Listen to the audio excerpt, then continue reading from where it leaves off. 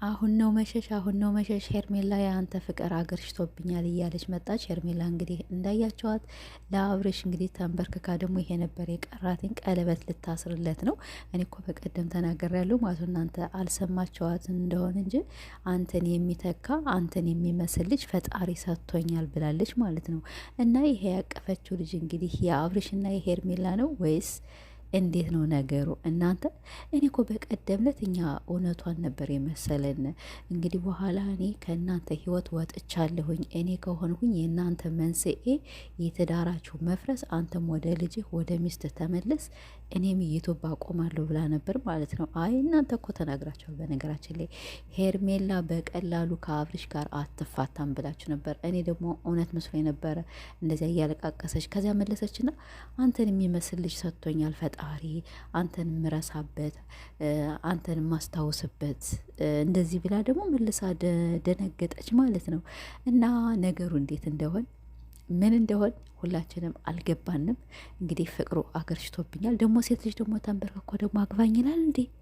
አረ እኔ ሰምቼም አይቼም አላውቅም። አረ ሄርሜላ ወደ ራስሽ ተመለሽ፣ አታስጠይን ማለት ነው። እና እንግዲህ ያው እንዳያቸዋት ቀለበት ይዛለች፣ ልጅም አቅፋለች፣ እያለቃቀሰች ነው። አብርሽ ደግሞ ከነጽጌ ጋር እየተላላሰ ነው፣ እየተሳሳመ ነው። ሄርሜላን እንግዲህ ከሄርሜላ ጋር ተጣልቶ ይሆን አላውቅም። ሄርሜላን ለማናደድ ይሆን ከቤቲ ጋር እኔ በቃ አለኋትኝ። ቤቲ ነው ምስል ትናንትና አዲስ ልጅ የመጣችው ከና አብርሽ ጋርና እኔ ነኝ ኢዴት ማረግላት በቃ የሷ ቻናል በእኔ ቁጥጥር ስር ነው ምናምን ነገር ሲል ሰምቸዋለሁኝ።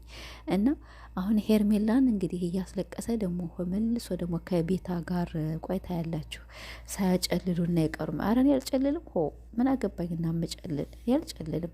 ግን እኔ የሄርሜላ ነገር ገርሞኝ ነው።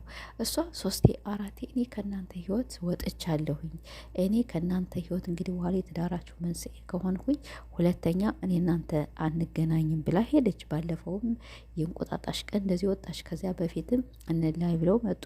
አሁን በቀደም እንላይ ብላ መጣች። ግን ከመሀሏ ደግሞ የሆነ ነገር ያው እርጉዝ ነኝ ለማለቷ መሰለኝ አንተን የሚተካ ልጅ አንተን የሚመስልሽ ሰተህኛል፣ አመሰግንሃለሁ ብላ ደግሞ አመሰገነችው።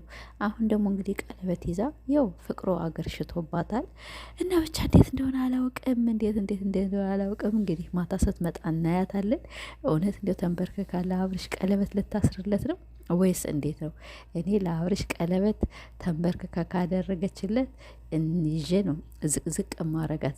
ዛሬ ዘቀዝቃት አለሁኝ ካደረገችው ማለት ነው። ዝም ብላ በቲክቶክ የምትላላጥ ከሆነ እንደፈለገች ትላላጥ በቲክቶክ ግን በዩቱብ እንደዚህ ያለ ነገር እኛ እንዲያመጡብንም አንፈልግም።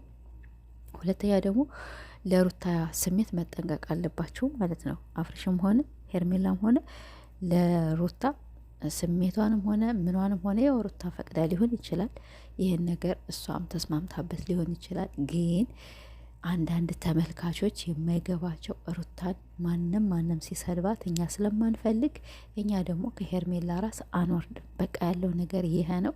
ሁላቸውም ኦኬ እና ድንቃቸው እሺ፣ የሚመጡን ስራ ግን አንዱ እየተሰደበ አንዱ መሞገስ የለበትም። ይሄ ሁላ መንስኤው ማን ነው? አብርሽ ነው። እና ቤተሰቦች እስቲ እንግዲህ ማታ ሁሉንም ነገር የምናይ ይሆናል። በሌላ ቪዲዮ እስከምንገናኝ ባይ ባይ።